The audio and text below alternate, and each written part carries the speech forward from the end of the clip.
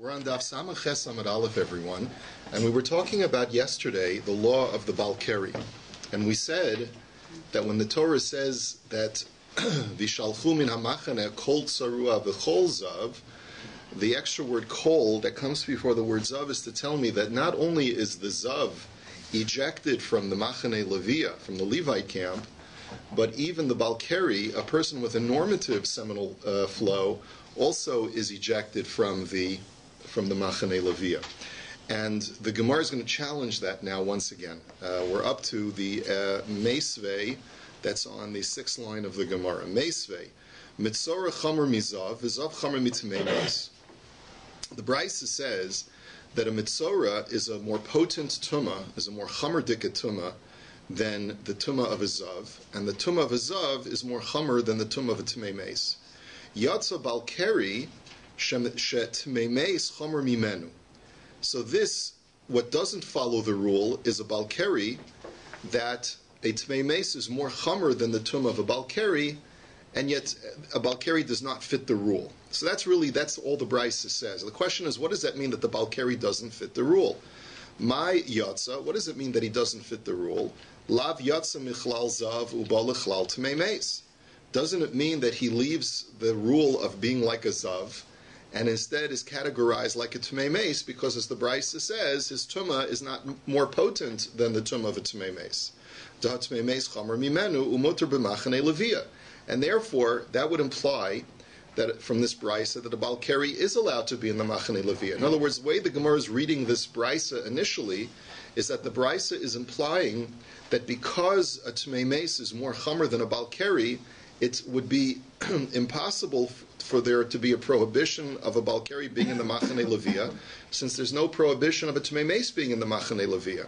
And so therefore you see that a Balkari departs from his normal category of being like a Zav because he's got a lower form of Tumah. So this is a challenge to the contention that a Balkari is just like a Zav and that he too is ejected from the Machane Levia. So the Gemara says lo. You're reading the Brisa incorrectly. What it means is Yatsu mi machane tmeimes v'nichnas l'machane zav.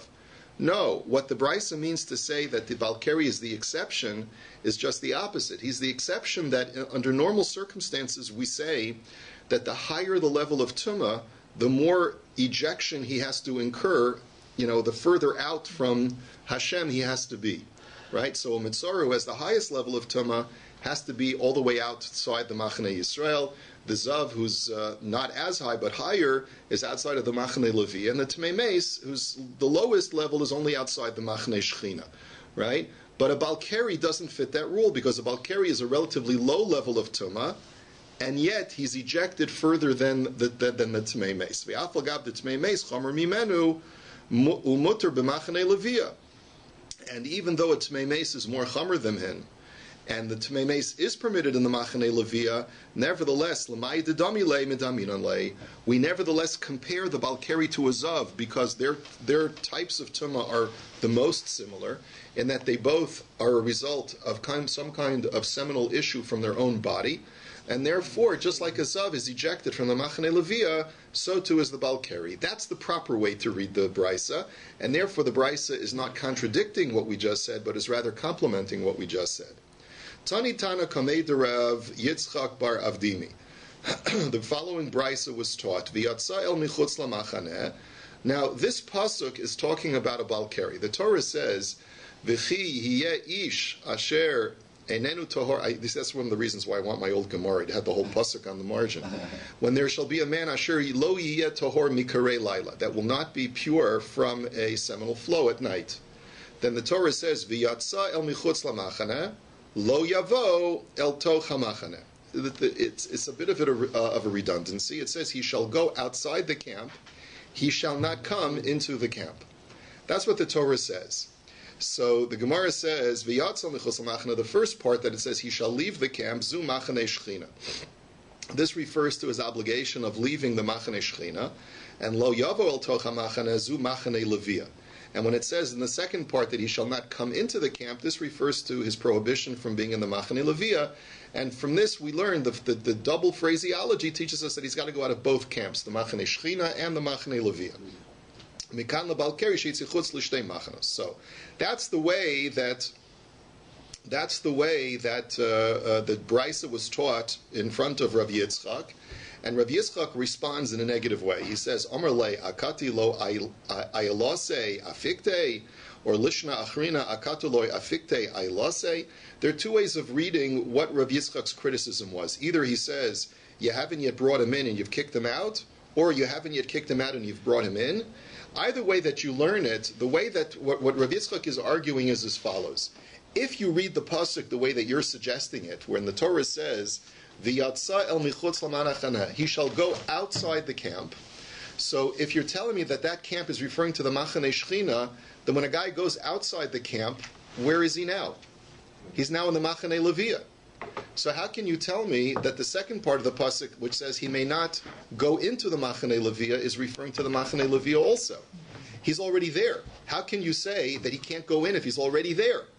In other words, you've brought him in before you've kicked him out, or you've kicked him out before you've brought him in. In other words, the point is that the logistics don't work. The way that you're trying to read the pasuk, if you're telling me that he's got to leave Machane Shechina, then where is he now? He's in Machane Levia. Then how can the next pasuk say he shall not come into the Machane Levia? It should have said he has to leave the camp a second time, and that would have taught me he's got to leave the Machane Levia, right? So we won't go into the technical language aspects of the both ways of reading it, but the point is, Rav Yitzchak says the pasuk doesn't flow the way you're trying to read it.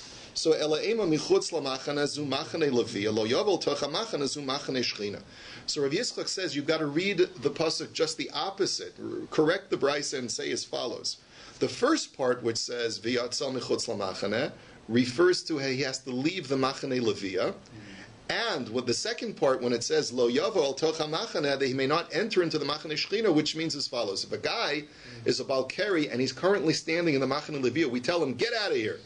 Now, where's he supposed to go? He can either go further in or further out. No, don't go further in. Get out. So that's what the way the pasuk says: v'yatzal michutz lamachane, and don't go into the machane shechina. Go the other way, which means get out of the machane levia, going further out. That's the way you read the pasuk, and the fact that the word machane is written twice is an indication that we're talking about two camps, and not just one. So this is going to be spoken out by the Gemara now. So maskif lo ravina, ema idi v'idi lamachane shechina v'la'av or alav ba'aseh v'lo saseh. So Ravina challenges this. He says, wait a minute, that's one way of reading the pasuk, but I could read it much more simply without such a big chiddush. I could read it as that both the first part and the second part of the phrase are talking about the obligation to leave the Machane Shechina only. And it's coming to tell you that if you do go into the Machane Shechina, not only do you incur a mitzvahs aseh penalty, but even a mitzvahs lo aseh penalty. And therefore the way you read it is, v'yatzel michutz lamachane, he's got to leave the Machane Shechina. That's a mitzvahs aseh.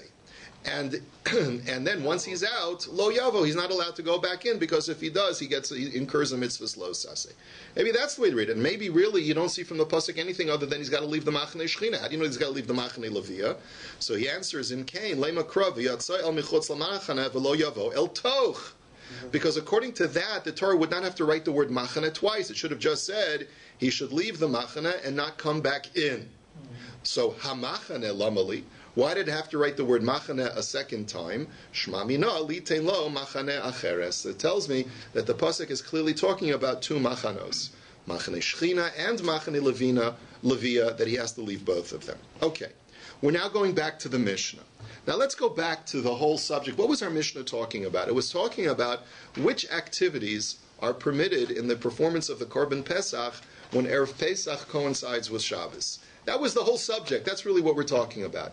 So the Mishnah had said that you're allowed to do the vital avoda that needs to be done in order for the korban to be kosher. So it said you're allowed to do the shechita, you're allowed to do the zrika, and then it said you're allowed to do michoy karavav. Michoy karavav has something to do with this kishkas. But when the word michoy is an unusual word, so we have to first define what that means. What does it mean? What are you going to do with its intestines? So the Gemara says, "My michoy karavav, Rav Huna Omar shemenakvan b'sakin." So he learns that the word michoy comes from the word like the word timche ezecher amalek, which means to destroy. You got to geschmetter the intestines by stabbing it with a knife, so that the excrement will be able to ooze out and it'll be clean, because you don't want to place something unclean on the altar. And Chia Barav Omar, Shirka de Me'aya, de Nafka Agav Duchka de Sakina. And he says that I understand that the word michoy means the removal of something which is disgusting. And then the word michoy comes from the word bad or evil, or something that's undesirable, okay? And therefore he understands that what it means is that you scrape out, using the pressure of the knife, you scrape out the intestines, either by, my understanding is either scraping it out from the inside or perhaps pressing down on the outside of the intestine to squeeze out the excrement from the outside. I'm not sure. Stomach, like. Yeah, well, we're talking about the excrement that's in the intestines. Yeah. So Amar Rabbi Elazar, my time at the Chia Barav. How does Chia Barav know that it means the voiding of that which is bad, or that which is undesirable? Where do you see that the word michoy means something disgusting or undesirable? D'chsiv v'charvos mechim garim yochelu. There's a pasuk in Yeshaya which talks about the future world, and it says v'charvos machim, that the charvos could mean the swords, it could mean something else which we'll see in just a moment, of machim shall be eaten by gorim, shall be eaten by those who are dwellers. So my mashma, so what does that pasuk mean? Kinemitargim Rav Yosef. Rav Yosef translated it as follows: V'nichseihon derishiaya tzadikaya yechsanun. That the assets of the wicked shall be inherited by the righteous. That's what will take place in the future world. That the tzaddikim shall inherit the earth, and they shall take over all of the wealth of the wicked. And so therefore you see that the word mechim in that pasuk is referring to the wicked, and that teaches you that mechim or michoy refers to something that's undesirable and is a discard. Okay? So that's the way he learns it. Now we're going to expound a little bit upon the pasuk. V'ra'u kivasim kidabiram. The first part of that pasuk in Yeshaya says that they shall shepherd sheep as their statement. Okay? Now, Amar Menashe bar Yirmiyah Amar Rav kimeduber bam. He says what that means is, as their statement, which is the following phrase, my kimeduber bam, what was said about them, Amar Aryai v'charvos mechim garim yochelu. That the next part of the pasuk is what it means, kidabiram, that it means, as was stated about them, that the righteous shall inherit the wicked. Meaning that the first part of the pasuk is referring to the righteous, and it says that they shall shepherd the Jewish people, kidabiram, as is stated, that the righteous shall inherit and take over everyone else. So Amar le Rava bishlama iksiv charvos kidaka amart. But Hashta Dichsiv Charvos Milsach Risika, Rava says, I don't think that's the right reading of the pasuk. He says, if the pasuk had not had a vav to divide the two phrases, I would have agreed with you. But the vav seems to be saying that they're two separate statements that don't mean the same thing. So therefore, it must mean something else. So Ela Amar Rava Kidarav Chananel Amar Rav, the Amar Rav Chananel Amar Rav, Asidin Sadikim Sheyechayu Es HaMesim. That what the first part of the pasuk means is that not only will the righteous inherit, that's the second part of the pasuk. The first part of the pasuk is that the righteous will actually resurrect the dead. Meaning that it sounds like from what Chazal are saying here, is that HaKadosh Baruch Hu will initially resurrect the righteous, and the righteous will in turn resurrect others after they have been resurrected. And where do you see this? Ksiv hacha v'ra'u kivasim kidabiram. Because it says in this phrase that they shall shepherd the sheep as they're saying, Uchesiv hasam yir'u bashan v'gilad kimei olam. And there's a pasuk in Micha which says that they, Bashan and Gilad, shall shepherd like days of old. So the way that the Gemara is reading it is that when the pasuk in Yeshaya says kidabiram, as was stated, it means it's referring to the pasuk in Micha. So who are these people, Bashan and Gilad, who shall shepherd like days of old? Bashan ze Elisha habamin habashan. So these two men, says Bashan and Gilad, are a reference to Elisha and Eliyahu, who are the two prophets in all of Tanakh that successfully resurrected the dead. There are two stories in Sefer Menachem which describes how first Eliyahu resurrected a boy, and then later on, a few chapters later, how Elisha resurrected another boy. So Bashan ze Elisha, right? Habamina Bashan. Why is he called Bashan? Because he came from a place called Bashan. Shenamar v'yani v'shafat babashan. that these two people, it says in Divrei Hayamim, were in Bashan. Uchasiv Pe Elisha or Po Elisha ben Shafat Asher Yatzak Mayim Al Yedei Eliyahu. That here is Elisha, the son of Shaphat, who poured water on behalf or via Eliyahu. So you see that Elisha is the son of Shaphat. So when it says in Divrei Yamim Shaphat, it's a reference to Elisha. Gilad, who is Gilad? That's Eliyahu. Shenemar Vayomer Eliyahu Atish B'mito Shavei Gilad. So we know as Eliyahu Giladi, right? So when the pasuk says Bashan and Gilad, it's a reference to Eliyahu and Elisha. And the reason why they're chosen is because they will resurrect the dead like days of old when they had previously resurrected in their previous lives. Does it resurrect the Rishayim? It seems like they will resurrect either Rishayim or people who are not completely wicked, because once you get down to a certain level, you don't merit resurrection. So it must be referring to people who are not Rishayim Gemurim, but nevertheless Merit resurrection. Right. Amar Reb Shmuel, that's the way I'm understanding. I hope I'm interpreting it correctly. If I'm not, I apologize. Amar Reb Shmuel bar Nachmeni, Amar Reb Yonasan, Asidim tzadikim sheyechayu mesim. So Reb Yonasan says the same thing, that in the future world the righteous will resurrect the dead. Shene'amar od yeshvu zekenim uzekenos birchavos Yerushalayim v'ish mishanto biado merov yamim. That it says in the pasuk, there will still come a time when old men and women shall sit in the streets of Jerusalem, and a man with his walking stick in his hand, merov yamim, out of an abundance of days. So what is that pasuk referring to? Who's the man with his walking stick? Uchasiv v'samta mishanti al pnei hanar. So it says by Elisha that he had a walking stick that he used to resurrect the boy that he was resurrected. So you see that the walking stick of the old man is a reference to Elisha. He sent Gehazi. What's that? He sent Gehazi. He sent Gehazi, right. Ula Rami. So Ula now raises a contradiction. Ksiv bila hamoves lo netzach. One pasuk says that death shall be swallowed up eternally, which means that there'll be a complete elimination of death in the future world. Uchasiv ki hanar ben meya shana yamus. And another pasuk says that no, it's not that death will be completely eliminated, but rather people will live as youths to 100 years old. You'll still be considered to be a youth, but then eventually you'll die. So it seems like you'll live longer, but eventually you'll still die. So how do you reconcile it? Lo kasha kan be Yisrael kan ba'akum. Answers the Gemara, there'll be Jews and there'll be heathens, and the Jews will live immortally, and the heathens will live long lives, but eventually they'll die. Frek the Gemara, va'ovdei kochavim my bo hasam. What are heathens going to be doing in the future world? Why are they there if they were idolaters? The Gemara answers, the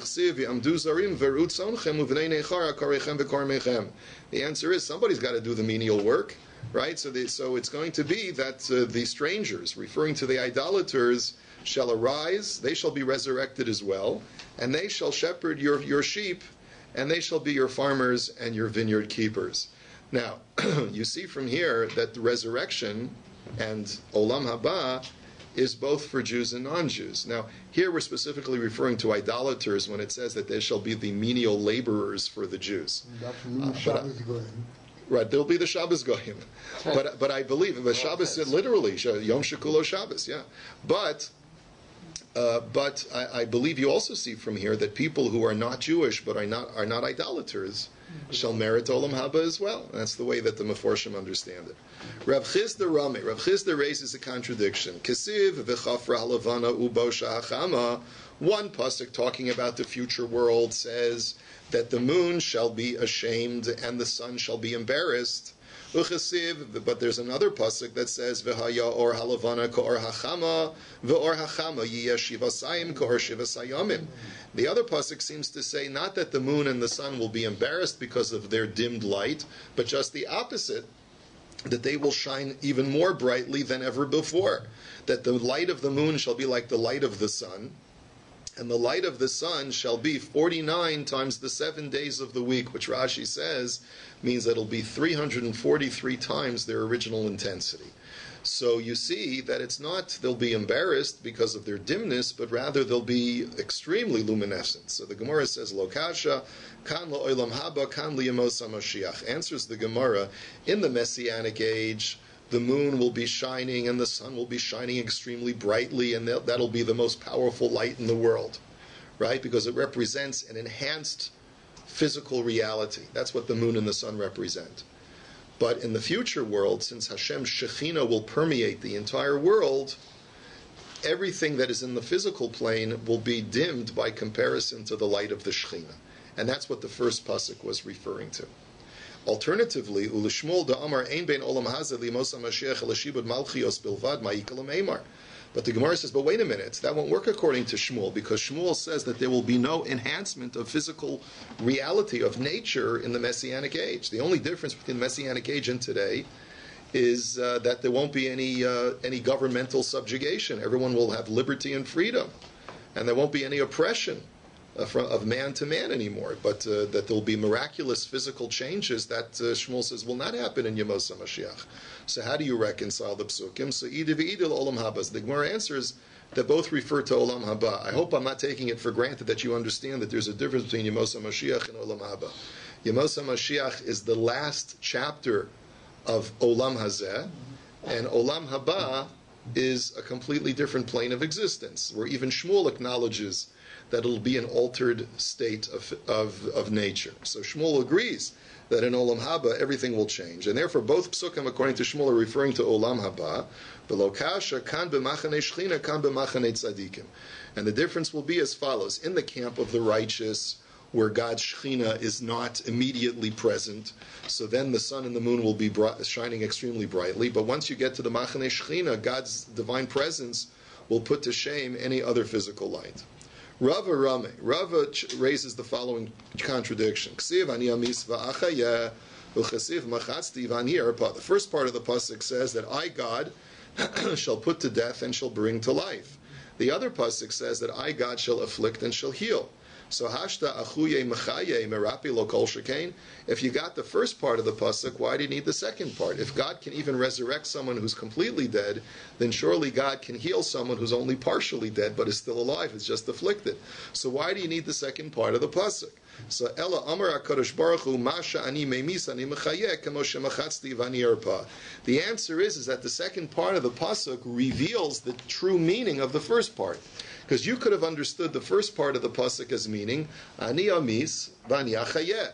I will cause some people to die, where I will cause other people to live, which means that's the natural course of events, that old people die and babies are born. But it's got nothing. But it's not referring to the same person, right?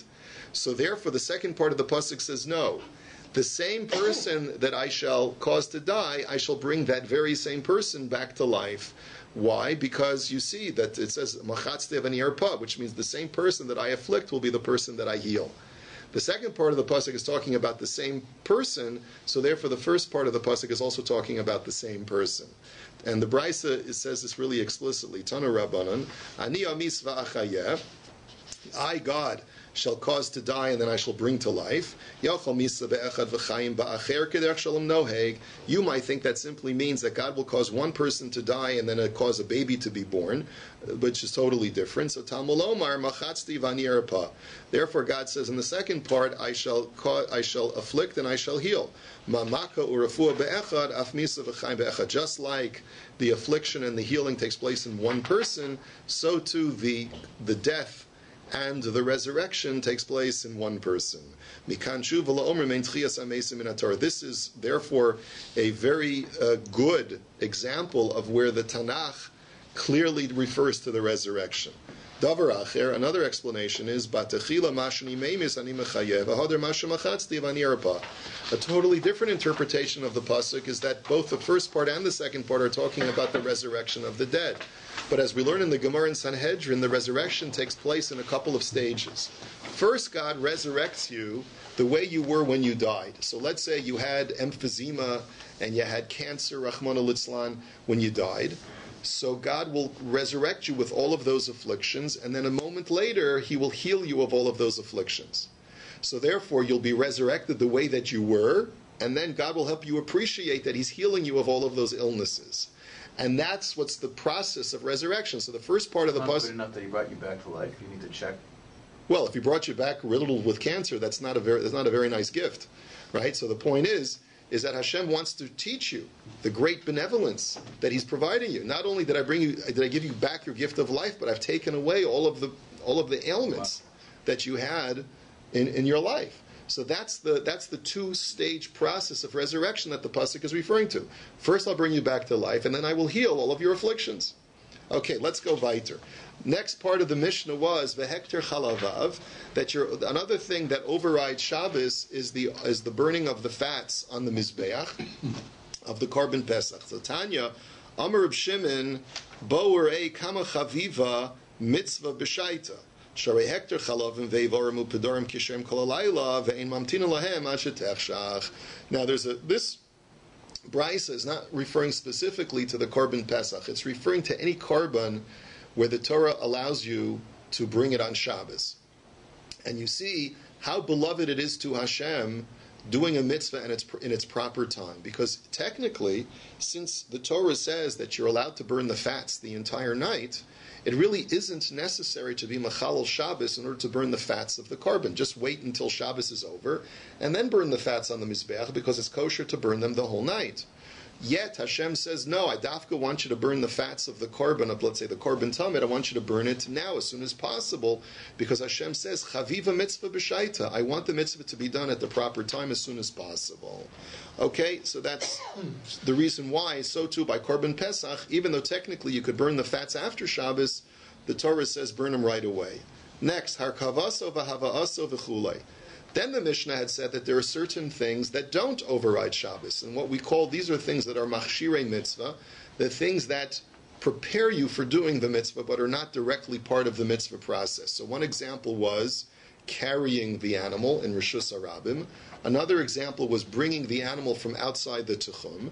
And another example was removing a wart off of the animal. Let's say you discover the animal has a wart. The Torah says you may not offer an animal with a wart on the mizbeach. So if you can remove the wart, then the animal is kosher. But you cannot remove that wart on Shabbos. That's what the Mishnah says. By the way, Rabbi Eliezer in the Mishnah argues, and Rabbi Eliezer says you are allowed to remove the wart on Shabbos. You are allowed to carry it, and you are allowed to bring it from outside the tchum. Now, Rabbi Eliezer is l'shitasa. Rabbi Eliezer is consistent because if you remember when we learned Masechah Shabbos, there was a whole parak called Rabbi Eliezer de Mila. And that parak was all about how Rabbi Eliezer not only permits you to be Machalal Shabbos to do a bris, but he even allows you to be Machalal Shabbos to do the Machshirei Mila, to do the preparatory things for the bris, such as carrying the knife to go to the bris, and to even manufacture a knife on Shabbos to enable you to do a bris. So the Gemara now, and we're going to get to that machlokus momentarily. So the Gemara first says, Uriminu. Let's raise a contradiction. You're telling me that you're not allowed to remove a wart. You, Rabbi Yoshua, who argues with Rabbi Eliezer, the contradiction is Choschen Yabelas b'mikdash avalo b'medina. It says that you're allowed to remove a wart in the Beis HaMikdash, but you're not allowed to do it outside the Beis HaMikdash.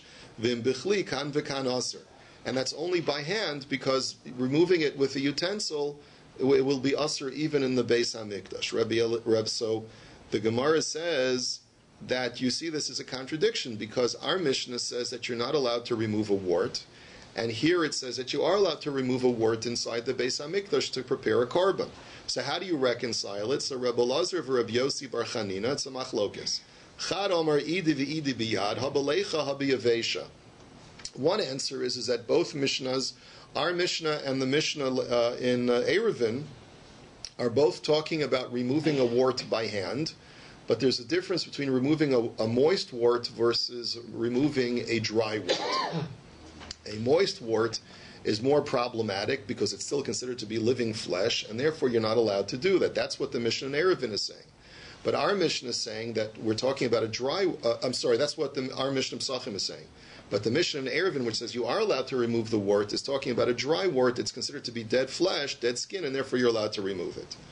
The Chad Omar, and the other Manda Omar says no. Idi v'idi b'leicha, both are talking about moist warts, v'lo kasha habiyad habichli. That our Mishnah, which prohibits it, is talking about cutting it off with a utensil, which is a malacha deorais, and that's why it's not permitted. And the Mishnah in Eruvin, which says it's permitted, is talking about a moist wart, which you're going to remove by hand, and since you're removing it kala'achar yad in the abnormal fashion, the rabbis were permissive, and they allowed you to do it. And even Rabbi Yoshua would agree that that's permitted. Is that because it might bleed if it was moist, you have to cut it, or is it because of the utensil itself that's the problem? The cutting. The removing is because that's the normative way of normative. removing, and that's a malacha. It's a malacha of what is it? Rashi says it's a malacha gemura. I forget which malacha it is. I think it's malacha of gozes, if I'm not mistaken. So because of the shinui that we're doing with... You're doing it with a shina. You're doing it kala achar yad in the non-normative way. Okay. So now the Gemara says, "Ulamando Omar habiyad habechli, my time alo Omar idi biyad velokasha habalecha habiyavesha." So if you hold that both our Mishnah and the Mishnah and Eruvin are talking about removing a moist wart, and one is talking about a kli and one is talking about with your hand, why didn't he learn? Why didn't he learn like the other opinion? I'm sorry, Ulamando Omar habiyad. Sorry. If you learn that our Mishnah is talking about a kli and the other Mishnah is talking about by hand, why didn't he make the distinction that both are talking about by hand and one is moist and one is dry? So Amar Lacha Yevesha Mifrach Pricha. His answer is because it's impossible that the Mishnah in Eruvin, which permits you to remove a wart, is talking about a dry wart, because a dry wart is not cut off, a dry wart is crumbled off. And therefore, the verb that is used in Eruvin, which is choschen, would not be an apt verb. And therefore, it must be that the Mishnah Eruvin is also talking about a moist wart. And it's telling you that you're allowed to remove a moist wart because it's kala achar yad. Ulamanda Omar idi v'idi biyad v'lokasha habalecha habiyavesha, my time alo Omar idi v'idi b'lecha v'lokasha habiyad habichli. And the other Manda Omar who says that no, both our Mishnah and the Mishnah in Eruvin are talking about removing it by hand, and our Mishnah, which prohibits, is talking about a moist wart, and the Mishnah in Eruvin is talking about a dry wart. Why doesn't he learn the other way and say that they're both talking about moist warts, and one is with a kli and one is by hand? Amar lacha kli haketani hasan. So im bechli kan v'kan aser. So it says explicitly in the Mishnah in Eruvin that it's usher to remove a wart by a utensil. So since it's explicitly stated in Eruvin, why would it be necessary to restate that in Pesachim? So therefore, our Mishnah can't be talking about the prohibition of removing a wart with a kli, because that's already stated explicitly in Eruvin. So therefore, the only alternative is that our Mishnah must be talking about removing a wart by hand that is moist. So the idach and the other mandamer will tell you, no, hadikatani kli hacha plukta the Rabbi Eliezer Rabbi Yeshua asal ashmeinan. That no, it's not problematic that our Mishnah reiterates something that was stated explicitly in Eruvin, that you're not allowed to remove a wart with a kli, because the point of our Mishnah is not just to tell me the isser of removing a wart with a kli, but is rather to tell you that Rabbi Eliezer argues even in that case and says that you are allowed to remove the wart with the kli. And that's the whole point of our Mishnah. The Mishnah is trying to point out the contrast between Rabbi Yeshua and Rabbi Eliezer, and for that, it's acceptable for the Mishnah to repeat a halacha because we're adding additional information that Rabbi Eliezer argues over here. So anyway, it's a little bit more complicated than the way I'm presenting it, but let's just leave it for this like this for now. Amar Rabbi Eliezer, Uma im shchita v'chulei. So Rabbi Eliezer, who maintains that you are allowed to do the machshirei mitzvah, the preparatory stages of the mitzvah, like carrying it and bringing it from outside the tuchum and removing its wart, he made the following argument to Rabbi Yehoshua. He said, look, shchita is a malacha deoraisa, and the Torah permits you to do that in order to do the mitzvah of Korban Pesach. So surely something that's only a shavus, like carrying an animal on Shabbos, which is only nisur d'Rabbanan, or bringing an animal from outside the Tuchum, which is only Nisr D'Rabbanan, surely that should be permitted. Because if the Torah is willing to permit, to suspend even a biblical prohibition, the rabbi should be willing to suspend the rabbinical prohibition and to enable you to do the mitzvah. So the Mishnah says that Rabbi Yehoshua responded and he said, no, I'll prove to you that that's not a good argument, because after all, on a regular yontif, the Torah permits me to do malacha for ochel nefesh. I'm allowed to shecht an animal in order to have food, right? And yet, I'm not permitted, let's say if the only animal that's available for me to shecht is outside the tchum, I'm not allowed to go outside the tchum to fetch the animal. So you see, even in instances where the Torah suspends the biblical prohibition, the rabbinic prohibition is still in place. So your argument, Rabbi Eliezer, is not valid. Rabbi Eliezer in our Mishnah responded and he said, how can you compare a shvus de rishus to a shvus de mitzvah, which means, you're right, I agree with you, that something that is only a non-mitzvah, something that's purely optional, the rabbis will not suspend a rabbinic prohibition for. Eating meat, says Rabbi Eliezer, is not a biblical obligation. It's a rishus. It's something that you're permitted to do. So therefore, the rabbis are not prepared to suspend a rabbinic prohibition for something that's just a rishus. But Korban Pesach is a mitzvah. So therefore, logic only dictates that the rabbis should suspend a rabbinic prohibition to enable you to do the mitzvah of Korban Pesach properly. So that's where the back and forth between Rabbi Eliezer and Rabbi Yoshua. Now, I hope you got that clear. If not, you should later on review the Mishnah, but that's the basic back and forth between Rabbi Eliezer and Rabbi Yoshua. Rabbi Yoshua l'taime da'omer simchas yom tov nami mitzvahi. The Gemara says the reason why Rabbi Yoshua does not accept Rabbi Eliezer's argument is because he holds that eating meat on Yom Tov is a mitzvah. And therefore, his argument that says that, look, you're allowed to shecht on Yom Tov, and yet rabbinic prohibitions are still in place, is talking about even b'makom mitzvah, even when there's a mitzvah involved, of Simchas Yom Tov. Simchas Yom Tov says, v'samachta v'chagecha, rejoice, and rejoice with meat. And therefore, when the Torah says that you're allowed to shecht in order to have meat, it's you're allowed to shecht for the sake of a mitzvah. And yet, it's still usher if there's a rabbinic prohibition that precludes you from getting the animal. So it is perfectly applicable to the case of Korban Pesach, which is also a mitzvah, and yet the rabbinic prohibition of the machshirim is still in place. That's what Rabbi Yeshua's whole point is. Rabbi Eliezer argues and he says that no, there is no mitzvah to eat meat on Yom Tov. If you can, you can. If great, yes. But if not, not. And therefore you see that it's only a rishus. It's only at your discretion. And therefore you can't compare the rabbinic prohibition which is in place by the law of eating meat to the case of Korban Pesach, where it's a mamash mitzvah, and therefore the rabbis are more prepared to suspend rabbinic prohibition b'makom mitzvah versus b'makom rishus. So the Tanya. So where do we see that they are going according to their reasoning? The Brisa says, Rabbi Eliezer Omer, Ein lo la'adam b'yom tov ela o ochel v'shosa o yoshe v'shona. Rabbi Eliezer says that on Yom Tov a person should either eat and drink the whole day, or he should be studying Torah in solitude and with privation the entire day.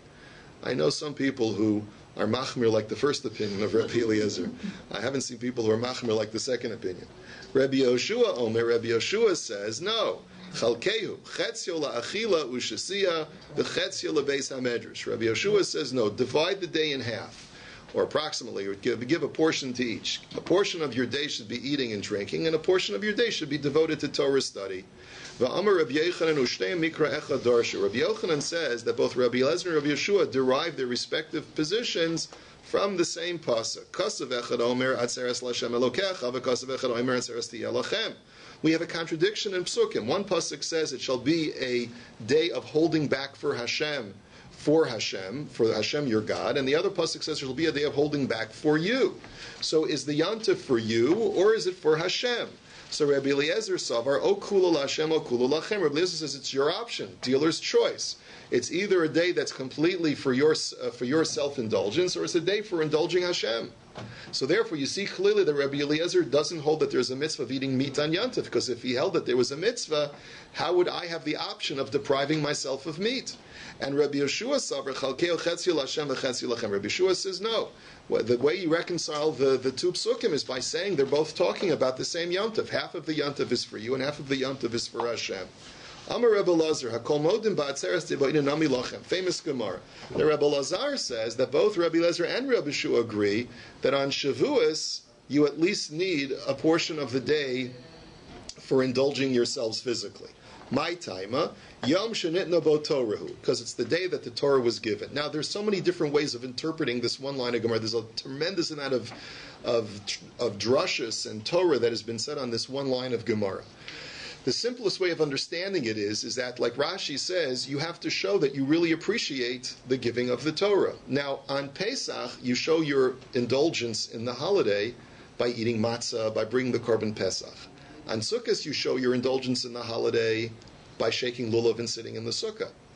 But how do you show your indulgence in the holiday on Shavuos unless you do something demonstrative by eating and drinking. So therefore, that's why you have to show your happiness with the receiving of the Torah.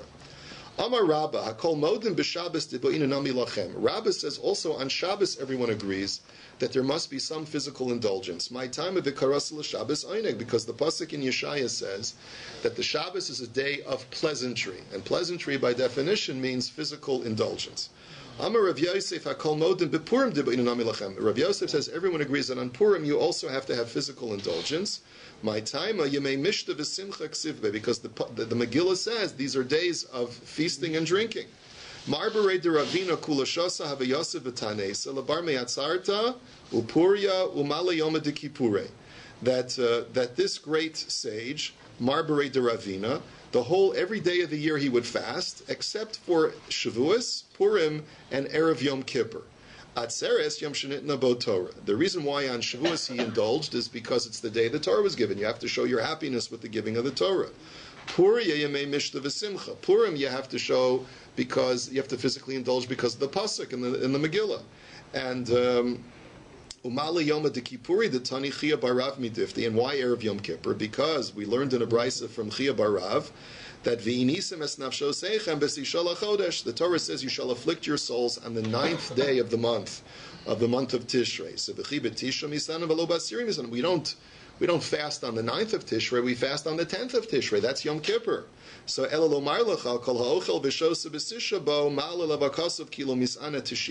this is to teach you that anyone who indulges themselves physically and eats a lot on the 9th of Tishrei, God ascribes to him as if he fasted both on the 9th and on the 10th. Now, there are two explanations to this halacha that seemingly contradict each other, but they really don't. And it's important to know this, especially during this time of year. Why is eating a lot on the 9th of Tishrei considered as if you fasted on both the 9th and 10th? One explanation is because when you eat healthily on the 9th, this enables you to fast on the 10th. So you're doing it l'shem shamayim, and therefore Hashem says, I appreciate it as if you fasted both days. The other explanation is that by eating a lot on the 9th and then going cold turkey and not eating or drinking anything, you feel even worse. Because you've got a full stomach, and you get really, really thirsty, and you can't even have anything to drink. Like usually after a big meal, an hour later, you're really thirsty, give me something to drink. But no. So therefore, you're doing both. You're providing yourself with nutritive essentials to enable you to make it to the end of Yom Kippur, but you're also causing yourself more anguish by filling yourself up before Yom Kippur as well. Rav Yosef b'yoma da'atzarta Omar avdili igla tilsa. Rav Yosef on Shavuos would say to his household, please prepare for me a fatted calf.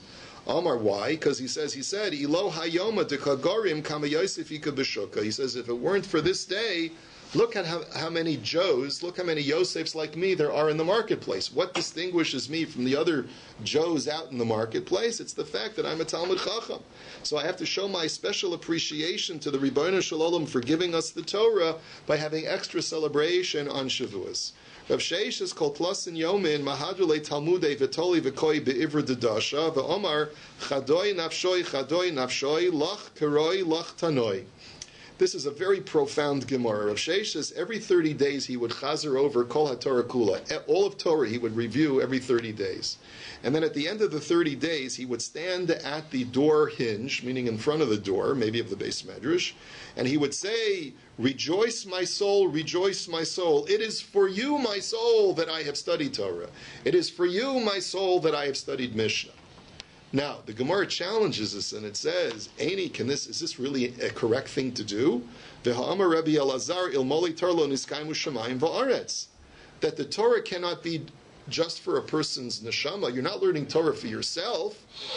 The Torah, your Torah study is what keeps the world standing. As the pasuk says, were it not Shenamar im lo b'risi yomam v'layla chukosh mayim v'arslo samti, that God says, without my covenant being studied day and night, all laws of nature would cease to function.